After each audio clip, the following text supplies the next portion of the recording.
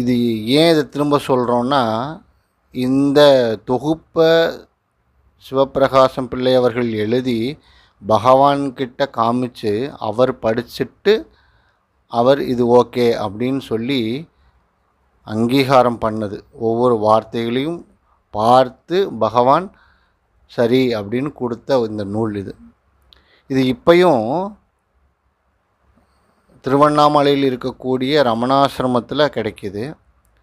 ஆரம்ப காலத்தில் இருந்தே இதை ரொம்ப சொற்பமான விலையில் அனைவருக்கும் கிடைக்கணும், இது வந்து ஒரு ஒரு அதிகப்படியான ஒரு விலை வைத்து கொடுத்துடக்கூடாதுன்றதுக்காக ரொம்ப கவனமாக அதை வந்து ரொம்ப சொற்பமான விலையில் கிடைக்கணும் எல்லாத்துக்கும்.